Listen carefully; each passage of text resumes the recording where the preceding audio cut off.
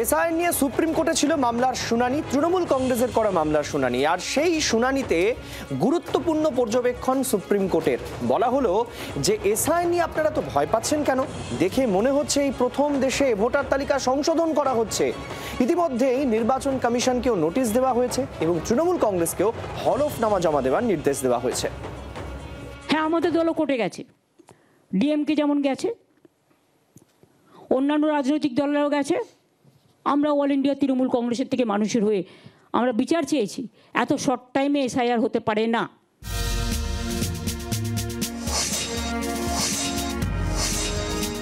SIR নিয়ে তাড়াহুড়ো করছে নির্বাচন কমিশন। এই অভিযোগ নিয়ে শীর্ষ আদালতে মামলা করেছিল তৃণমূল। ডিএমকের সঙ্গেই মঙ্গলবার সেই মামলা উঠেছিল বিচারপতি সূর্যকান্ত এবং বিচারপতি জয়মাল্য বাগচির বেঞ্চে। তৃণমূলের আইনজীবী কপিল সিব্বাল সওয়ালে বলেন, বিভিন্ন রাজ্যে পরিস্থিতি আলাদা, কোথাও প্রচুর বৃষ্টি, কোথাও নেই। স্কুলে ছুটির সময় অনেকে ঘুরতে যাবেন। আগে এসআইআর করতে 3 বছর লাগতো, এখন কমিশনের এত তাড়া কিসের? একই সঙ্গে সিব্বাল জানান, বাংলার সব জায়গায় 4G বা 5G নেই, ফলে নথি অনলাইনে আপলোড করা সমস্যা। এসআইআর এর সময়সীমা বাড়ানোর দাবি জানান সিব্বাল। সওয়াল শুনে বিচারপতিরা বলেন, এসআইআর নিয়ে এত ভয় পাচ্ছেন কেন? ভুল ত্রুটি থাকলে জানান, কমিশন নিশ্চয়ই সংশোধন করে নেবে। এরপরই তৃণমূলের আইনজীবীর উদ্দেশ্যে বিচারপতিরা বলেন, আপনারা এমন করে বলছেন যেন এই প্রথম ভোটার লিস্ট সংশোধনের কাজ হচ্ছে, আমরা যেন দেখিনি।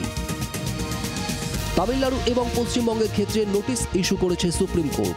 পাশাপাশি সুপ্রিম কোর্ট জানিয়েছে, শীর্ষ আদালতে শুনানি চলাকালীন হাইকোর্টে মামলা হলে স্থিতাবস্থা বজায় রাখতে। মামলা পরবর্তী শুনানি 26শে নভেম্বর। এখনই অন্তর্বর্তী নির্দেশ দেওয়া হয়নি। আগামী 26 তারিখ এই মামলা পরবর্তী শুনানি। সেই দিন হচ্ছে বাংলা এবং তামিলনাড়ুর পক্ষ থেকে যে মামলা, সেই মামলার বক্তব্য সুপ্রিম কোর্ট শুনবে। দেবাশিস বট্টোপাধ্যায়ের সঙ্গে অর্ণবংশ নিয়োগী, বাংলার আওয়াজ, বাঙালির আবেগ, জি 24 ঘন্টা।